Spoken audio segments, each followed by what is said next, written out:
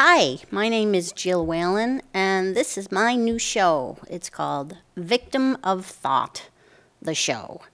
Um, this show is based on something that I've been learning the past 4 years now about basically how life works. And I've written this book called Victim of Thought. It's victim of thought, seeing through the illusion of anxiety.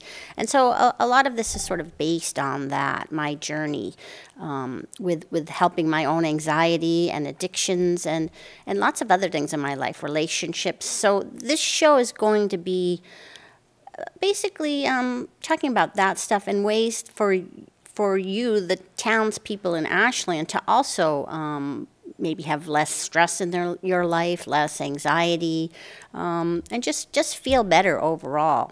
So in today's show, I'm just gonna give my background a little bit, tell my story, and then talk about some of the upcoming shows and episodes that I'd like to do in the future. So my journey started, well, it started a long time ago, but basically started actually 5 years ago. Tomorrow, May 1st, when I'm filming this, is April 30th. 5 years ago, I had decided that I needed to lose some weight. I had been not eating healthy, drinking a lot over at TJ's, which I'm sure most of the people in town know. You've probably seen me there if you go there at all. So I had been thinking for a few years I really needed to lose some weight, do something about it. And if only thinking about doing that stuff would help, right? Finally, come May 1st, and it just happened to coincide with the first of the month. There wasn't anything I did. Finally, I was like, okay, I'm going to do this. I had known some friends and family who had lost weight, and I thought, well, if they can do it, then I can do it. So I got the app for my phone. I got MyFitnessPal, and I got a Fitbit, and that all helped. So I basically just did it the traditional way, counting calories, and eating fewer calories. For me, I had never really dieted before, so this was kind of new for me, and it actually was kind of fun in a way, just using the apps. And my goal was to lose 25 pounds in 6 months. So I think it turned out to be about a pound a week that I wanted to lose. And basically, I did that. I learned about the foods that had more calories and avoided those. And I started eating more vegetables because I found out those had hardly any calories. Like you could eat a giant plate full of asparagus, and it had, I don't know, 100 calories or less, or if you could eat a little teeny piece of butter, and that had 100 calories. So I was like, okay, I figured all that out. But the interesting thing was, after losing the weight, or even during the time I was losing the weight, I found myself changing so much, besides just getting thinner and in better shape because I was exercising more. I found that I liked exercising. I had been going to yoga anyway, but I was going more. I was doing more hiking and walking, and I started actually liking the healthy foods that before I used to say, I was allergic to vegetables and exercise. I thought that was funny. And here I was liking these things, like a lot. And it made me curious, how can that be that one day I can just totally be like, ugh, vegetables, and the next day be loving them, and they tasted so good to me. And so I got curious about that because that's really an identity sort of thing. And I started, looking up stuff online a little bit. I probably didn't think of it in those terms of identity back then, but I started listening to sort of spiritual stuff online, and I came across this guy named Michael Neal that has a show on Hay House Radio, and I was listening to him talk about how our thoughts create our feelings. And I was like, okay, that makes sense. But I didn't really get what it meant. So he sounded like super, super smart. So I sent the video, or I think it was an audio. I sent an audio of him to my husband because I thought, well, my husband's way smarter than me. He knows all this stuff. It sounded kind of like science-y what this guy Michael Neal was talking about. So I sent it to him, my husband, and he eventually listened to it, and we were talking about it. And I said, so, what do you think? What was he saying? And my husband said, I don't know. He was just saying that our thoughts create our feelings. And I was like, yeah, but what does that mean? And the two of us kind of pondered it for a while. But we both were really interested because there was something about what he was saying that made a lot of sense, even though we didn't quite get it. And so the two of us listened to that same audio of him for over and over again, not realizing at the time that he had done many more audios and videos that I could have listened to. Eventually I did find more of him, and I heard somebody say something about when they were introducing him in one of his talks, they mentioned something about the 3 principles. And I was like, oh, what's this? This, to me, sounded like some kind of cult. And the guy that was talking about it seemed a little smarmy to me, too. So I was a little bit hesitant to, I was like, oh, this guy Michael Neal's into this cult thing. And so I was hesitant to move forward, but I decided Michael Neal was just way too smart to be involved in some sort of cult. So I investigated further, and I found our website called 3principlesmovies.com, and there was all kinds of videos about different people who were talking about this same thing about thoughts creating feelings. And finally, at one point, I heard somebody say it in one of the videos, and I got it, and I really got it at a different level. I had what we would call an insight, like an aha moment. And I got it because the night before, I had this, I can't even call it an argument. I just had this thing with my husband where I told him dinner was ready, and he said, okay, but I didn't like the way he said it. It was like, okay, that's how I interpreted it. And I found myself wondering all these things. What's wrong with him? Why did he say it like that? He doesn't like my cooking. He wants to go out instead of eating in. And I had all this stuff going on in my head, and I was feeling super stressed out. We ate dinner, but it was really quiet. He helped clean up, but we really weren't talking very much. And then he went out. At the time, because I had been still trying to be super healthy, I wasn't really going out much. So he went out by himself. That was no big deal. But he left without saying goodbye, which that again, my head went crazy. So when I heard the next day, when I was listening to this video about thoughts create feelings, that all came back to me. That whole episode the night before, and I thought, oh my God, that's exactly what I did.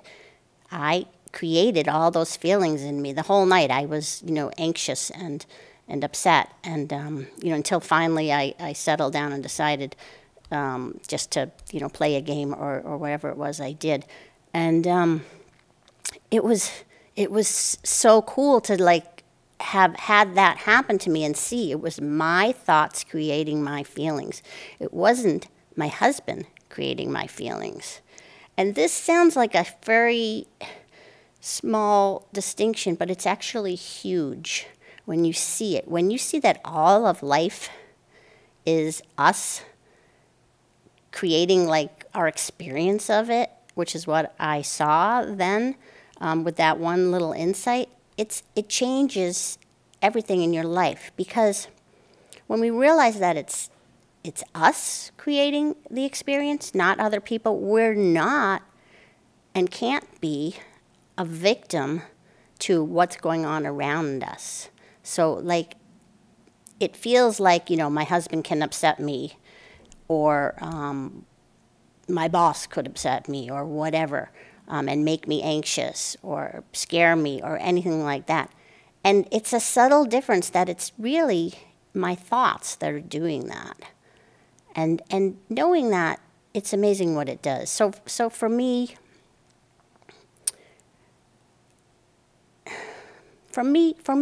there's more to it as well. When we learn that all those thoughts are going on in our head all the time, we think that the thoughts are us. We think that that's like who we are. We're that voice in our head that's telling us all these things. And the other piece of what I learned from listening to other people online talk about this is that we're not actually all those thoughts. We're not that person in our head that talks to us all day long, that seems to have lived with us since we were little. We're actually what's underneath the thoughts, like that quiet place underneath. Now that is hard for a lot of us to recognize because our minds are so busy most of the time that we don't even realize there's like peace underneath it. So for me, I remember being in yoga class, and at the end, if you've ever taken yoga, you lay down and you do what they call shavasana. So it's sort of like a little meditation, and you're just laying there, and you're supposed to just kind of watch your thoughts. So I was like looking at my thoughts, and they were so many of them, so many thoughts, layers upon layers upon layers of thought that were going in my head, and like so many that I couldn't really keep track of them because it was like thoughts about the thoughts. Now, my class is at noon, so most of the thoughts were about lunch. What was I going to have for lunch? And then it was like seeing those thoughts and then making more thoughts on top of them.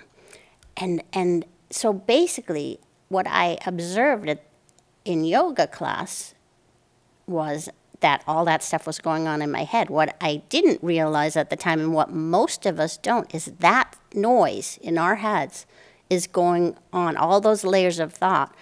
Even though we're not noticing them, it's happening all day long. Every minute of every day is layers upon layers upon layers of thought in our head. And so for me, that created anxiety. I ever since I was little, I had all these anxious thoughts going on. I didn't even know it because we just don't know. We don't recognize what's going on in our head. It's not something that we have ever paid attention to. Basically, we don't know that we're thinking. Now, that sounds really odd because, of course we know we're thinking. And we do at some level, but we don't realize how much of it. And so that creates this buzzing in our heads. For me, at least, this is how it was with the anxious thoughts. It was just a constant stream of anxious thoughts. And I never knew where, things could scare me. As a kid, I was very, very shy. And, if I had to do something new, a new situation, it would scare me somehow, it seemed like, because I'd get all nervous about it. But I didn't know it was just thoughts in my head going on. So what I found with this observation of of my thoughts, it was pretty cool, because what I learned was by looking at the thoughts, just during my day. And I had heard Eckhart Tolle, if you've ever, he wrote The Power of Now. And I remember watching videos of him, and I think even in his book, he would say, just observe your thoughts during the natural course of your day. And I didn't really ever know why. And I never really did it. I always thought, I should probably do that. But I have to tell you, that was one of the most important things. When I did finally start doing that, just observing what was going on, whatever. I'd be doing something with my husband or just sitting around during the day, whatever it was, just observing what was I thinking. What I found was our thoughts can't stand the light of day to a certain extent, is one way to say it. they're like cockroaches. I liken it to cockroaches. You know, you shine a light on cockroaches and they scatter. And you do that with your thoughts and they do too. And what happened with this observation, some of the layers of thought just sort of disappeared in my head. And it seems like that made more space in my head to get insights, I guess, to start to understand how it was thoughts creating feelings, to have that space within, that peaceful space within, bubble up to the surface more often, because my head wasn't so, just so full of all the thoughts that were going on. And it's hard, it sounds silly, I'm sure, just to hear it like this, but it really changed my life, because what I learned too was that space in our head, being like the peace underneath, that's like who we really are. And that's the happiness, peacefulness that we're always seeking. So another one of my huge insights was, I was listening to a lot of stuff about addiction. I thought I had actually saved all those videos for last, because I thought, well, I don't care about addiction. I don't have a problem with that. Not knowing at the time that like all of life is one big addiction. Because of all the thoughts going on in our head, we're constantly seeking to feel better, because it doesn't feel good. It's that buzz in the back of our head. It gives us headaches. It gives us stomach aches. It gives us jitters. It gives us all these things, and it's just all those thoughts. And when I realized that the peace and the happiness that I was trying to get through my family, my kids, my husband, drinking alcohol, eating unhealthy foods, that was me seeking to feel better, just to calm those thoughts down in my head. And that's what we do always. We're constantly, life's one big addiction is what I saw. For me too, I also had all these friendships. Ever since I was a little kid, I would like latch on to one girlfriend because I was so shy. You know, I'd find some nice chatty girl who would take me under her wing, and then I would like drive her crazy because I would be so clingy and attached until she'd say, "Get away from me, you're bothering me." And that was like a lifelong pattern with me, even all the way up through adulthood, having new best friends, and as a way to make me feel better. So one day, after learning about this stuff and hearing more and more about addictions and how we are just seeking to feel better, just to get some peace in our life, I was just taking a shower one day and kind of ruminating and all this, thinking, wow, yeah, life really is one big addiction. And boom, like I saw my life flash before my eyes. And I wasn't dying. I was just in the shower. I saw like all those addictive friendships, like a string of them just lined up, all of them, boom, and what I was doing. I saw clear as day that I was just seeking happiness outside of myself. And silly me, it was inside of me all along, because my thoughts create my feelings. I knew that already from my first insight. It's my thoughts that create my feelings, so my thoughts create my happiness. And here I was, and everybody else is, seeking it outside of me through whatever means, all kinds of means. And the interesting thing was what happened after that. I had no desire to like stop drinking or anything. I wasn't drinking quite as much because of having lost the weight and getting healthier. I wasn't quite as interested, but I still liked my drinks. I thought if I'm gonna have drinks, I want to feel it. You know, I didn't want to waste the calories, basically.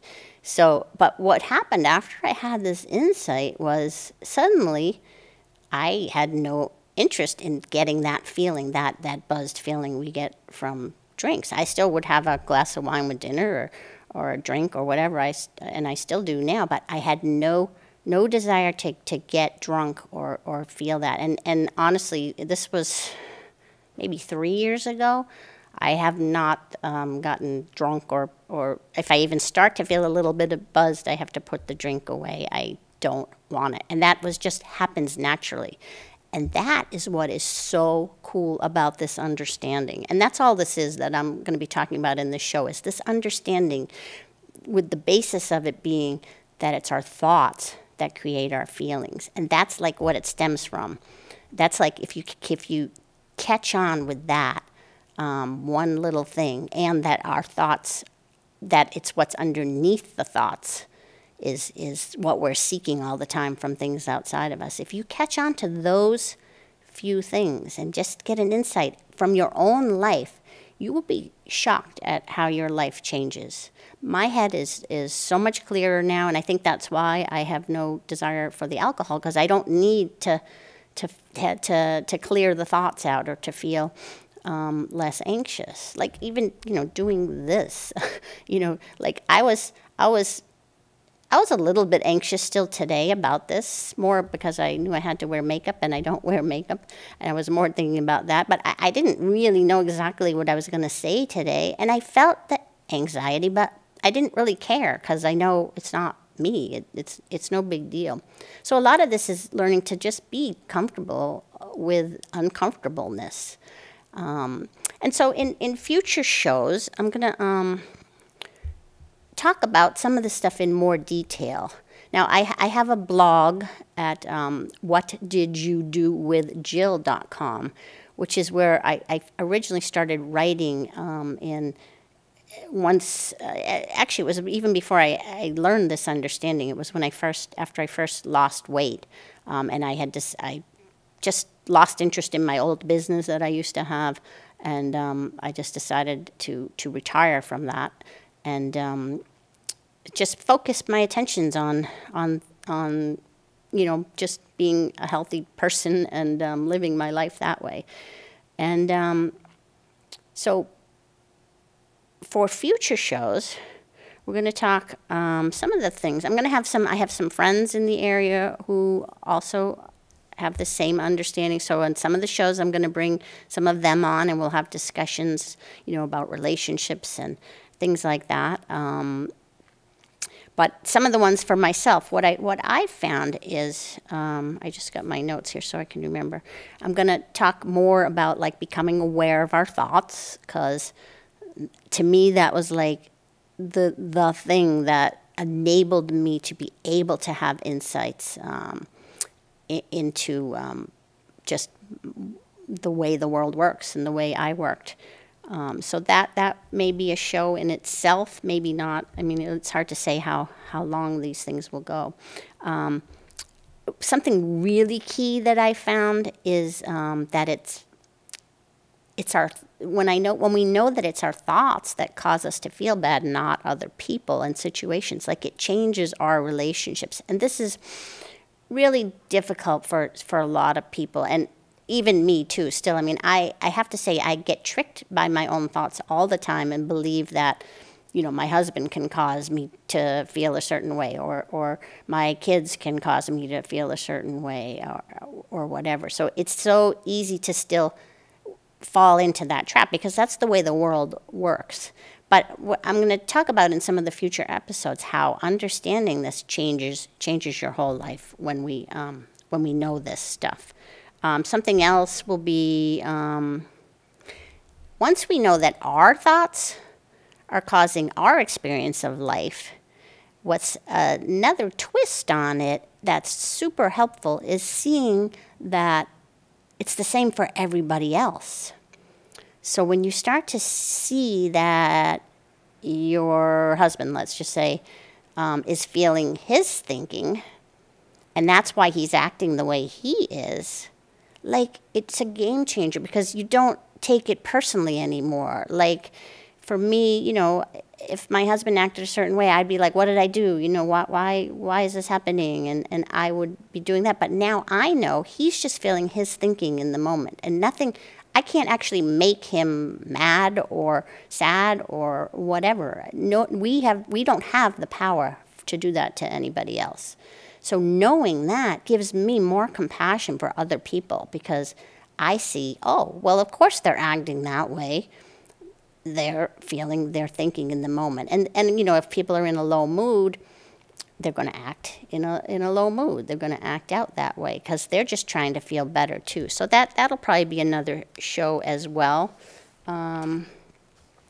Another one will be, and again, I don't know if these will be entire shows, but we'll definitely touch on these. But one thing I've also seen that's helped a lot of people is that to see that we all have this, what I call a crazy person that lives in our heads. Because it seems to me the more and more people that I've talked to, they seem to think they're the only ones who run around with a crazy person in their head.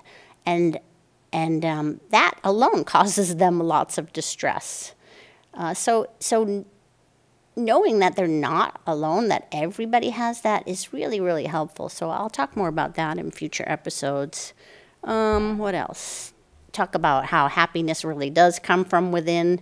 You know, I've touched upon lots of this stuff today, so you're probably like totally confused because this really is different than other things you've heard. So even if you're thinking this sounds a lot like some psychology or something that you've heard before, it's actually within the differences of this that the goodness lies, let's say, where the help lies, because it's subtly different. It's what we call an inside-out way of seeing the world rather than an outside-in way. When we know that everything's coming from within us, not from out there, that's really the key.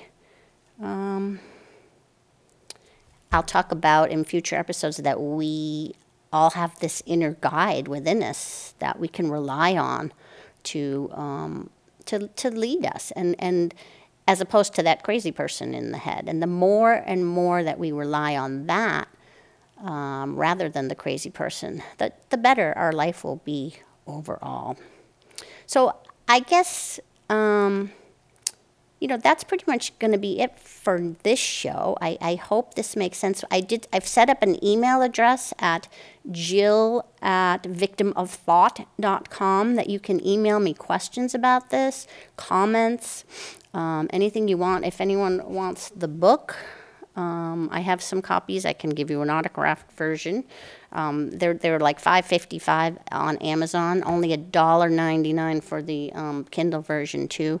But I'll give them to you for $5 if you want to get in contact with me if you're local in the town, and I'll sign it for you. But that'll give you a good idea of what we'll be talking about in further episodes. So I hope if any of this just resonates with you a little bit, you'll keep on watching, you'll keep on listening. I know it's different and it's weird, but if you're hearing a little bit of truth in it, then that's all you need right now. And so for now, I ask you for your homework, if you're watching this, just look at things in your life where you can see evidence of your own thoughts that have created your experience. Do that, and then let me know how it goes. And I'm out for today. Thank you all for watching.